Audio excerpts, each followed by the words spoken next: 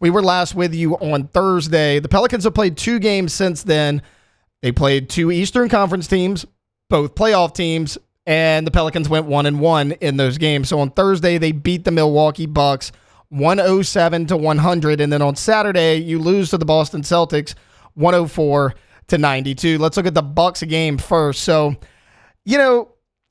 typical Pelicans game. I mean, you get production off your bench, at least a little bit. It was Larry Nance Jr. and then Jordan Hawkins gave you 2 points off the bench. So not quite the production you're used to, but you still got a little something. Jonas Valanciunas, he was big in this game. He had 17 points, 10 rebounds. He also had an assist. CJ McCollum, he didn't shoot well, but he was good from the free throw line. He ended up with 25 points to go along with 7 rebounds, 7 assists. Zion Williamson continues to be super efficient. 9 of 15, 28 points. 10 of 16 from the free throw line, though. That's somewhere that Zion has always struggled. Outside of him, though, I mean, Herb Jones goes 4 for 4 from the line. Valanciunas 2 for 2. McCollum 4 for 4. Trey Murphy 5 for 5. So nobody in your starting lineup outside of Zion Williamson missed a free throw attempt. That's big for this team because if you go back and you look at the box scores for their wins and losses, free throw disparity has been big in both wins and losses. Typically, when they shoot bad from the free throw line, they drop those games. This was a tight game against a really good team who's going to be in the playoffs. You do good from the free throw line. Again, I mentioned Zion 10 for 16, but as a team, you're flirting right there with about 80%. So you had to be happy with that as well. Also, you knew Giannis was going to get his. Damian Lillard, you held him to 20 points. Beasley had 20, but Chris Middleton had an off night. He went 3 for 12, 1 for 7 from 3. Brook Lopez, he was dominated by Jonas Valanciunas in this game. I just mentioned it. Valanciunas 17 points, 10 rebounds. Brook Lopez, 7 points, only 5 rebounds. So Valanciunas was a big key in that game. As far as the Celtics go, this was the Saturday game. On paper, look, I get it. They're the Boston Celtics. They're the best team in the NBA. They're 58-16 right now. They're going to be the 1 seed in the Eastern Conference. They are my personal favorite to win the NBA championship. But I do need to see a little bit more from the Pelicans. It was a little bit inconsistency. Look, again, they're great. Jason Tatum did his thing. Every starter for the Celtics was in double figures. You had 17 points for the Celtics off the bench, which is more than what you had.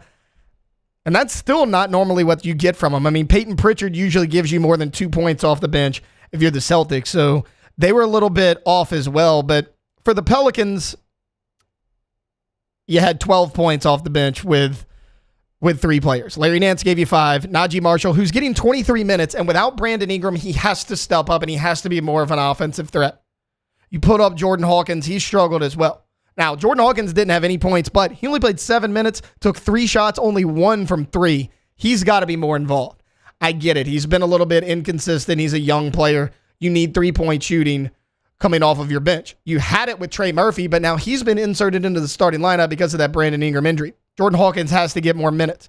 Do you trade him for a Najee Marshall? Do you trade him for a Dyson Daniels? Daniels had 11 minutes, but he didn't do much with it either. Matt Ryan got 7. He took 1 shot. And these guys have to be more aggressive from your bench scores. Outside of Larry Nance, you basically didn't get anything. As far as your starters go, Zion was Zion. Again, super efficient, 9 of 17. But again, 7 of 14 from the free throw line. He has to improve that. Because without Brandon Ingram, without your second superstar on the court, teams are going to key in on him. What happens if everyone has an off shooting night and you have to put Zion Williamson at the line? Those crucial free throws could be the difference between winning and losing a game. In these 2 games, one was a win, one was a loss. Zion, 7 of 16, 7 of 14. It's not going to cut it from the free throw line. Can you get to 60%, 65%? I get that he's not a great shooter, but you need something like that. Some sort of efficiency around there. Herb Jones, he had 18. He was good, 4 for 9 from 3. Trey Murphy, great from 3, 3 for 6. He had 11. CJ McCollum gave you 24. I mentioned you only had 12 points off your bench, but here was the biggest difference. Jonas Valanciunas only played 15 minutes in this game. He went 1 for 5. He had 2 points, 5 rebounds, 2 assists. That's the biggest difference. Because, I mean, we broke it down with the game against the Bucks. Valanciunas dominated Brook Lopez down low. That ultimately wound up being the difference in that basketball game. In this game, it was the opposite. Kristaps Porzingis, he was their post player. He had 19 points, 10 rebounds. He played 31 minutes. You got to find a way to keep Valanciunas on the court, whether it's changing up your rotation, keeping him healthy, giving him less breathers, keeping him out of foul trouble, whatever you have to do. It was that big game they had about a week ago against the Oklahoma City Thunder. We saw the same thing. Valanciunas played 13 minutes in that game, didn't play at all in the fourth quarter. Similar here. You only have 15 minutes. That's the biggest difference, because when he's in there and he's playing 25 minutes and he's getting you a double-double, you're a lot more efficient, right? You score over 100 points. This time, you're not nearly as efficient on the offensive side, because when everyone's crashing down on Zion down low, you don't have a secondary post threat. I mean, McCollum's a perimeter shooter. Murphy's a perimeter shooter. Herb Jones is kind of your wing.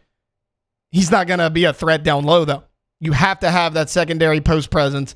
Jonas Valanciunas is that guy.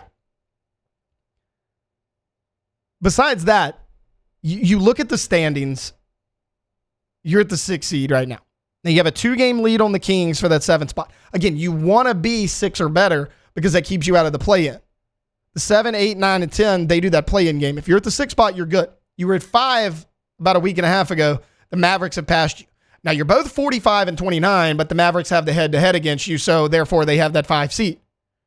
You have a 2-game lead on the Kings, like I said, in the 7th spot. When does Brandon Ingram come back? Now, 2 weeks ago, 2 Fridays ago, Brandon Ingram was injured. And it was, we thought he had an ACL tear done for the year. It came out, he had a bone contusion in his right leg.